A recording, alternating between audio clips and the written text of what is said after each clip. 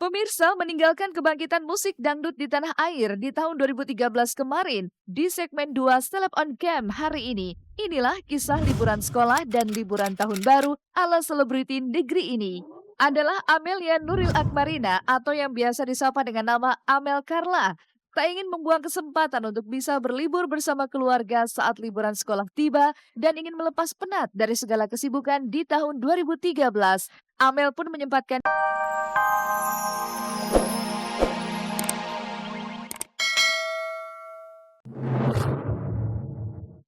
lokomotif dangdut dibangkitkan sejumlah goyang fenomenal di tahun 2013.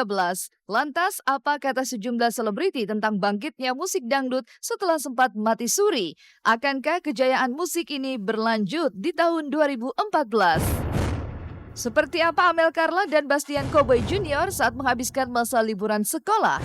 Tudingan Aurelia Moremans bahwa ia kerap mendapat KDRT dari sang suami. Benarkah pernikahan mereka terjadi lantaran ancaman Robby? Serta apa kata Robby Tremonti atas tuduhan Aurelia? Nah pemirsa, saksikan keseluruhan kabar tersebut yang sayang untuk Anda lewatkan hanya di Celeb on Cam.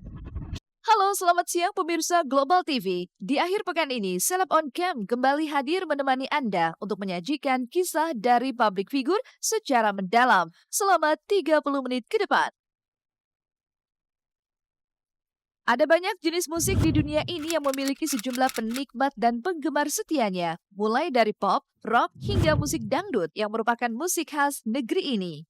Dan boleh dibilang 2013 adalah momentum kembalinya musik dangdut yang sempat pasang surut kejayaannya di antara hebohnya demam boy band dan girl band di tanah air.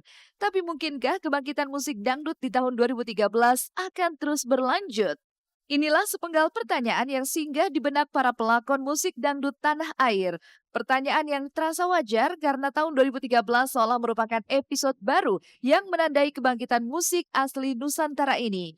Setelah sempat mati suri beberapa waktu lamanya, dangdut menemukan tempat dan jati dirinya kembali. Bermula dari dangdut koplo, masyarakat kembali terhipnotis dan terbius untuk bergoyang mengikuti dendang dan alunan musik dangdut.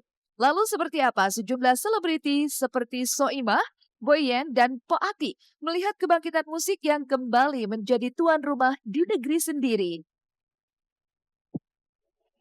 Sebenarnya kemarin-kemarin itu dangdut juga bukannya tenggelam sih, enggak, ya tetap tetap tetap disukai, tetap banyak, apa ya namanya, tetap dapat respon yang bagus ditampilkan lagu-lagu dangdut, apalagi dengan, eee, lagu oplosan itu memang mau nggak mau harus diakui semakin banyak orang menyukai lagu dangdut ya. Dangdut tuh pemicunya bukan karena oplosan menurut saya tuh dangdut tuh pas booming itu pas koplo. Sebelum koplo kan, lagu-lagu dangdut yang dulu Pak Haji Romai Rama, Elvis Sukaesih itu kan dangdutnya dangdut slow, dangdut sopan, santun gitu jogetnya nggak goyang banget, tapi seksi gitu. Tapi kan kalau sekarang kan lebih energi ke goyang koplo gitu. Menurut saya sih, lebih bagus koplo sih enak sekarang, soalnya bisa orang semua goyang gitu. Berarti alhamdulillah dangdut naik lagi, kalau masih seneng aja. Soalnya kan itu menghibur banget ya, dari kalangan bawah sampai kalangan atas itu semua kalau boleh jujur suka dangdut. Geliat musik dangdut tidak sebatas kembalinya genre satu ini dari tidur panjangnya. Lebih dari itu, dangdut seakan merasuk ke semua lapisan, dari para pejabat hingga rakyat di pelosok Nusantara, dari orang dewasa hingga anak belia sekalipun dibius untuk ikut bergoyang bersama alunan musik dangdut. Dari geliat ini pula muncul sejumlah goyangan fenomenal yang menjadikan masyarakat demam dangdut hingga membuat musik dangdut semakin ditunggu dan dinanti kemunculannya. Tapi benarkah jika goyangan khas dari sejumlah kreator ini menjadi amunisi baru untuk membuat dangdut kembali bergema di industri musik tanah air? Saya sih bisa ya menciptakan tren kayak goyang sesar, terus goyang itik, goyang apa kan, akhirnya goyang sesar juga kan bisa go internasional gitu. Kenapa Boyan nggak bikin goyangan juga gitu ya? Harus juga sih sebenarnya penyanyi tuh harus punya ciri khas buat memperkuat karakter gitu. Ciri khas ya, yang penting bisa bisa menghibur, yang penting bisa, vokalnya bagus, bisa menghibur, bisa menarik penonton biar bisa menikmati lagu apa yang disampaikan dengan penyanyi itu. Kalau ciri khas itu sebenarnya nilai plus. Kalau misalnya ada goyang iti, ada goyang apa segala macam. Suka tidak suka, sejumlah goyangan ini tak bisa dipungkiri mampu menjelma menjadi hal pertama yang menarik minat semua kalangan masyarakat. Sebut saja bagaimana saat Cinta Laura dan Cesar mampu memikat puluhan anak-anak di kawasan Ciawi Bogor Kamis kemarin. Dengan iringan musik dangdut itu, Cinta Laura yang merupakan artis blasteran Indonesia Jerman nampak menikmati betul musik khas Indonesia itu. Oke semuanya tepuk tangan untuk Cesar dan Cinta. Hei, sekolah kreatif Cinta Laura. Tepuk tangan semuanya.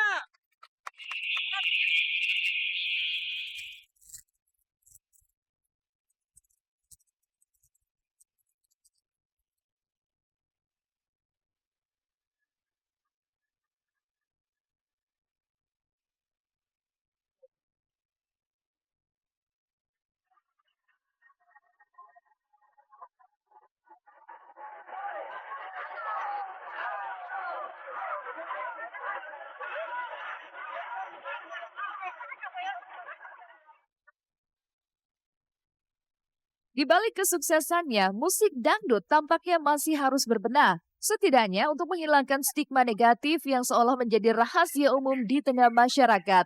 Tak jarang insan dangdut tanah air masih dipandang sebelah mata.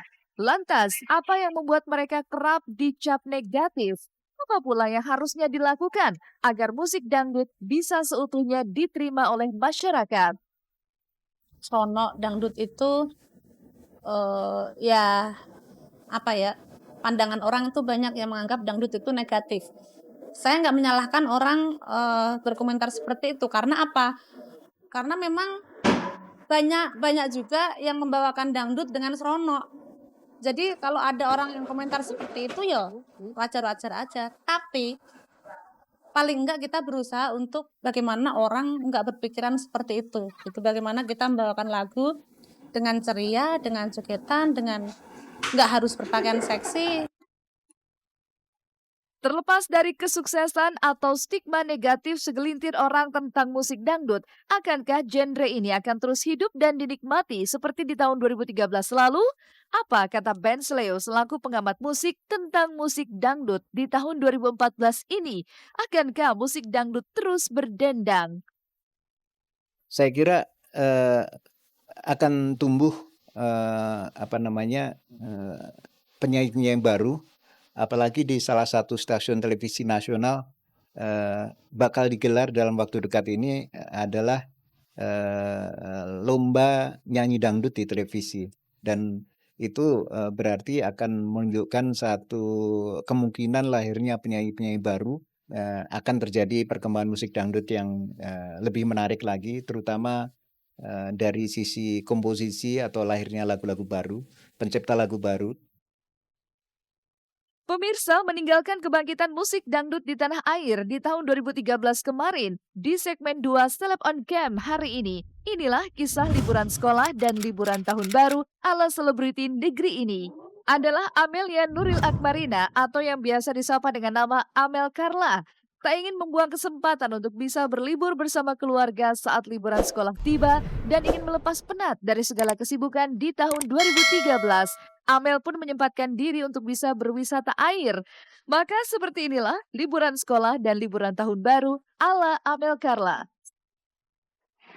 Saya mau beli 1, 2, berapa Mbak? 7, 8. Berapa? Yeay, sekarang ayo kita ke tempat ganti baju dulu nih. Gimana ya? Changing roomnya ada di sebelah sini tuh, ayo. Oke pemirsa, nah sekarang kita mau main boomerang slide. Amel nanti naiknya antara sama Mbak Lintang atau sama Mas Zeka. Nanti pokoknya ada yang sendiri, yaitu kamu, Ber. Nah, yang pastinya peraturannya itu kita harus sehat, jasmani dan rohani. Tingginya minimal 120, batas usia 15. Hah? Umur saya masih 12 tahun, tapi nggak apa-apa. Yang penting saya kan berani. Jangan nangis dong. Ini ditandem sama guide Pak ya? Mas ini nggak apa-apa kan beneran? Yes. Oh. Mobilnya pindah kolam renang loh. Oh, masuk angin. Jangan turun dulu, jangan turun dulu. Ayo. Isinya gimana? Pak Jano, Baginya ke depan. kalau nggak serem teriak ya, kalau nggak serem teriak. Baginya ke depan, Pak. Gini.